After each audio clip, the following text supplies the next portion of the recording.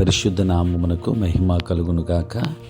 క్రీస్తునందు ప్రియ దేవుని బిడ్డలారా, ప్రభువైన యేసు క్రీస్తు పరిశుద్ధ నామములో మీ అందరికీ ఉదయకాల శుభములు తెలియచేయచ్చు ఉన్నాను.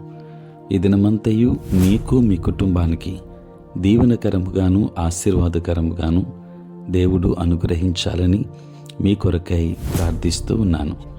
నేటి దినము కొరకు ఏర్పాటు చేయబడిన దేవుని వాక్యము లూకా సువార్త 8వ అధ్యాయం 11వ వచనం. ఈ ఉపమాన భావమేమనగా విత్తనము దేవుని వాక్యము. ప్రియులారా, నేటి దినము కొరకు ఏర్పాటు చేయబడిన ధ్యానాంశము విత్తనము. ప్రియులారా, పరిశుద్ధ గ్రంథంలో విత్తువాని ఉపమానంలో విత్తనం వాక్యము అని యేసయ్య బోధించారు.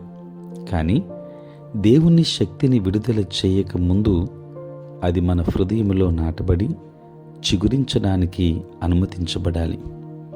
ప్రియులారా, ప్రజల హృదయాలలోని 4 రకాల స్థితులను వివరించే 4 రకాల నేలల్లో వాక్య విత్తనం నాటబడింది అని చెప్పారు.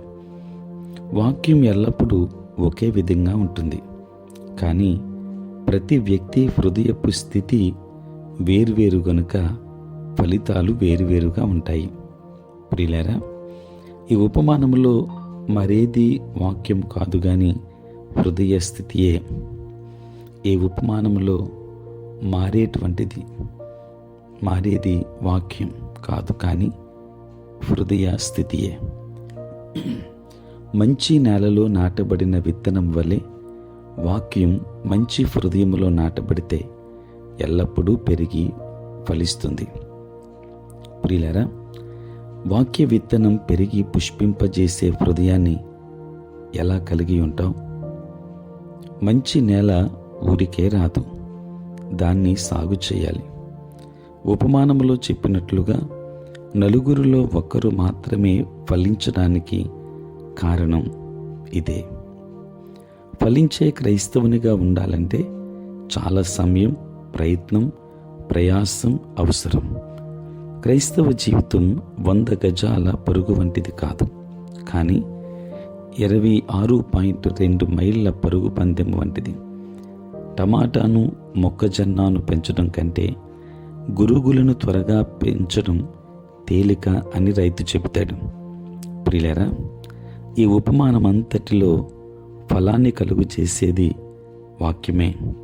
అది పెరగాలని నేల ఒక మంచి స్థలాన్ని మాత్రమే ఇచ్చింది. ఒకవేళ వాక్యాన్ని హృదయంలో ఉంచుకొని కాపాడి దానికి మన జీవితాల్లో ప్రాధాన్యతనిస్తే వాక్యం దేనికదే ఫలాన్ని కలుగు చేస్తుంది.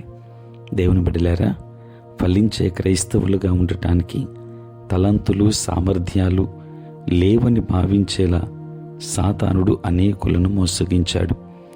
కానీ ఫలాన్ని తెచ్చేది వారు కాదు, వారి జీవితాలకు సంతోషాన్ని, విజయాన్ని తెచ్చేది వారిలోని వాక్యమే. దేవుని వాక్యాన్ని వింటున్న దేవుని బిడ్డలారా, ఈరోజు నీ హృదయంలో నాటబడిన వాక్యాన్ని ధ్యానించి దాని ప్రకారంగా జీవించండి.